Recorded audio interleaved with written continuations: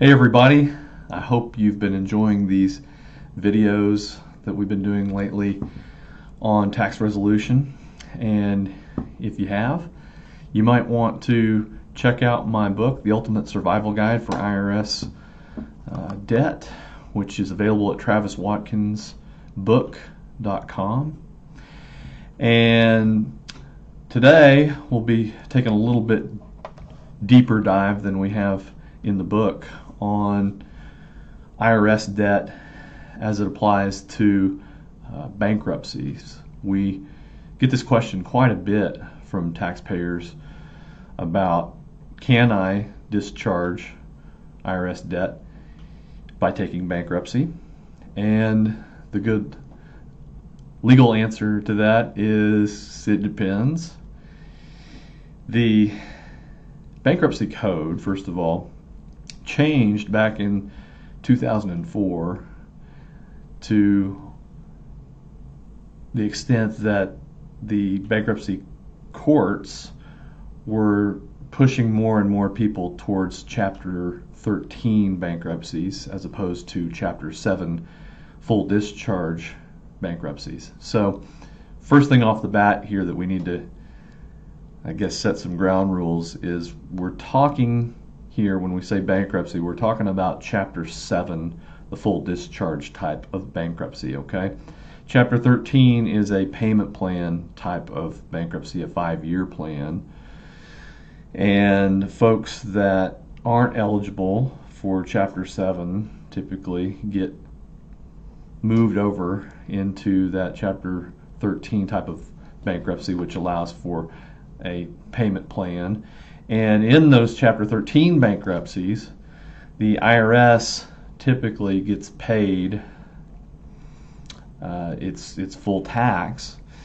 You might be able to get rid of penalties and interest in the process of doing a Chapter 13 5-year plan.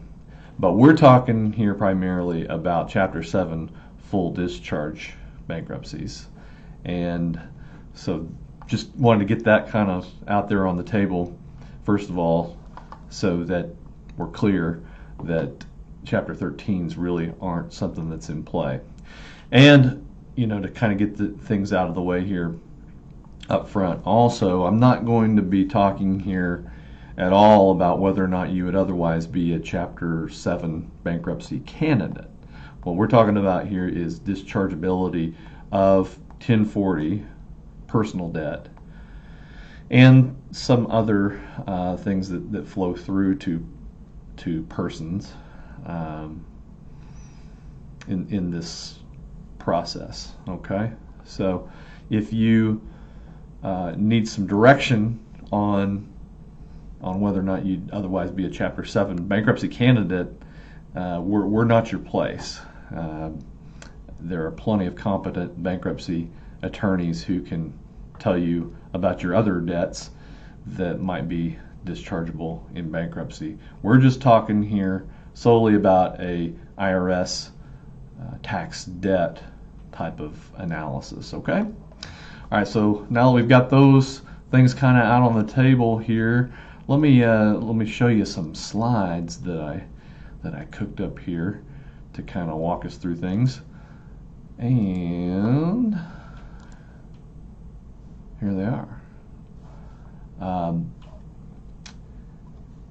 For purposes of the bankruptcy code, a tax claim can be characterized as either a trust fund tax, a secured claim, an administrative tax claim, a priority tax claim, or a general unsecured claim, or a penalty claim. All right, this is probably way overkill for what you want to know if you're contemplating bankruptcy, but just kind of the elements here of things that the universe, I guess, of things that the tax debt could be listed as a in bankruptcy are these things. There's 5 basic rules for Chapter 7 dischargeability of a 1040 tax year. Okay, so this is really important stuff. First of all, the due date of the return, including any extensions, must be at least 3 years old or older. So in other words, the due date, the April 15th following whatever tax year, has got to click off 3 years in order to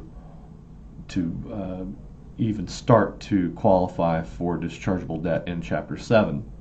So, looking at where we are right now in February of 2019, coming up on another April 15th, you would be able to discharge things that would have been due as of April 15th of 2015. All right, because the closest April 15th to us would be the 28, not the closest to us, but the most recent one would be April 15th of 2018. So you click back 3 years, which puts it at 2015 tax year. Okay, so anything as we sit here today, 2015 and back. Okay. Next thing, to qualify for a Chapter 7 discharge of 1040 personal taxes, any late return that was filed must have been filed for at least 2 years. Okay. So it's got to have been on file for at least 2 years in order to qualify. And notice here, this is a good point to bring this up, these returns have to have been filed. Okay. In other words, if you didn't file in it's 3 years old or older, and you qualify for that part of the analysis, it's still got to have been on file for at least 2 years. Okay, no April 15th qualifier there. It's just 2 calendar years that it has to have been on file. Next qualification, the assessment of the tax must be over 240 days. In other words, the IRS has to have processed the return in question that you're trying to discharge and actually have tallied up what you owe, including penalties and interest, and essentially sent you a tax bill. So 240 days have to have clicked off in order to qualify for Chapter 7 dischargeability of an individual tax return. And the return must not have been deemed fraudulent. All right, and that's a little outside the scope of what we're talking about here today, but just know that it can't be a fraudulent return. The taxpayer must not have been guilty of a willful intent to default or evade tax. That's another one kind of along the same lines as the IRS deeming it fraudulent in the process. Okay, so fraudulent or intent to evade tax, those types of returns won't be ever eligible for a Chapter 7 discharge. So here we are. If you qualified for all those things, the return qualifies, then wonderful. That will ultimately be discharged in bankruptcy. But let's talk a little bit about debt solutions for things that might not be dischargeable in the bankruptcy. And just kind of as a side note here, a lot of bankruptcy counsel, this is a pretty complex thing in practice, getting these things discharged. A lot of Chapter 7 bankruptcy attorneys tend to go ahead and just list everything, and they list taxes. They should be listing them as priority debts, but if for some reason they don't qualify, and the bankruptcy attorney will typically go ahead and list everything just in the hopes that things would be dischargeable, then these are the solutions for anything that shakes out after the bankruptcy is over. You're still going to have tax liability if it wasn't discharged. And a lot of people get surprised by that. You know, my bankruptcy attorney told me, for instance, that this was all going to be dischargeable, and it wasn't. Here are the things that are available to help you out if those things don't get discharged. First of all, full pay.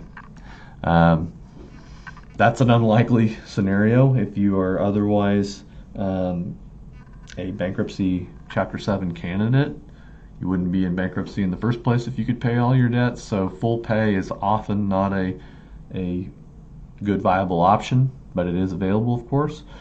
Next one, installment agreements of all types, simple and complex. For example, installment agreements. The IRS, once you come out of bankruptcy and you still owe, there's about 180 days there of kind of hands off by the IRS. And as I mentioned, a lot of people are surprised to learn that there are still some things hanging out there for them if it wasn't dischargeable.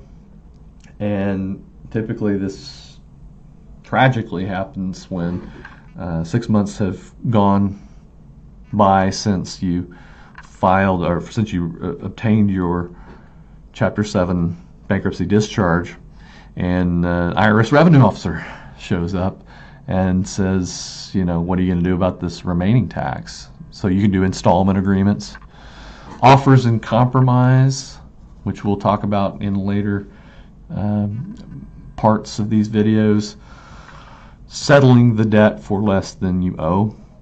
There's also uncollectible status, which is a different deal than offers in compromise types of settlements. Uncollectible status occurs when you are otherwise unable to completely to pay for life's necessities. That is an available remedy for debt that doesn't get discharged in the bankruptcy. And of course, the old standby do nothing. And by do nothing, I mean a calculated doing nothing, not just a, man, I don't want to deal with this thing. I'm going to put my head in the sand. Don't do that. What I'm talking about here on do nothing is waiting out the statute of limitations, which is 10 years. And that means doing so strategically. And to do that, you would have to know exactly how much time the IRS has to come after you, which is all outlined in my book that you can get a free download of at traviswatkinsbook.com. And there's a deep dive available concerning how you get that transcript right here on Facebook if you want to go back and look at that thing concerning the IMFOLT type of transcript, which talks about which lists for you what the IRS's position on the last day that they can come after you, the IRS's collection statute expiration date or statute of limitations. I said beware here. There are statutory tolling periods plus grace periods during bankruptcy. And what I mean there is primarily what I just talked about. If you have received a discharge of some type in Chapter 7, which included some 1040 debt, the IRS has some time there where the statute of limitations doesn't run against them. That's called statutory tolling or grace periods that the IRS gets. Really, they get these grace periods anytime you ask them for a remedy with the IRS, but as it relates to bankruptcy itself, there's 180 days there that that don't run against the IRS when you file for bankruptcy. So that brings up another good point. Even if you don't receive a discharge, your IMFOLT transcripts are going to reflect that the statute of limitations wasn't running against the IRS while that thing was pending, plus typically 180 days in addition to that. So watch out for that if you're trying to wait out a statute of limitations. Beware, payroll trust fund taxes.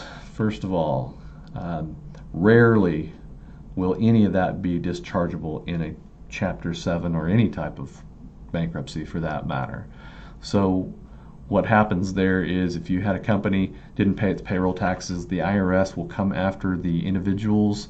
They call them responsible persons. Whether or not they're in reality responsible or not, the IRS says that they are responsible for the trust fund portion of the payroll tax that the company did not pay. The IRS code and the bankruptcy code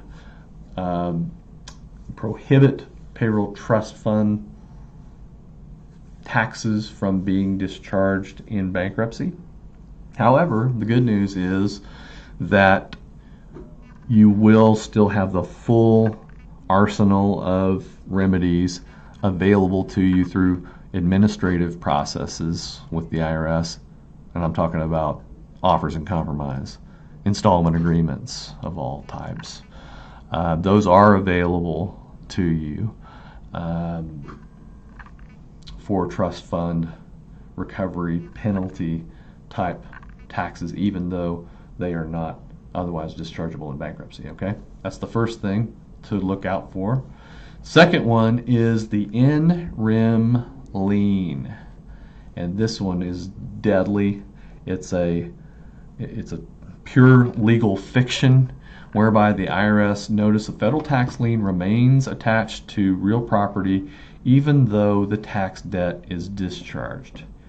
And yes, I read that right. What that means is if the IRS has gone in there before you filed for Chapter 7 bankruptcy and filed a notice of federal tax lien, then even if the underlying debt that substantiated that federal tax lien is ultimately discharged in a Chapter 7 for all it otherwise meets all the criteria that we've already been over there, then the lien itself that was filed pre-bankruptcy, that the IRS files before you got your discharge, before you even filed, even though there's no debt technically behind it, that federal tax lien stays, and it stays attached to your real property.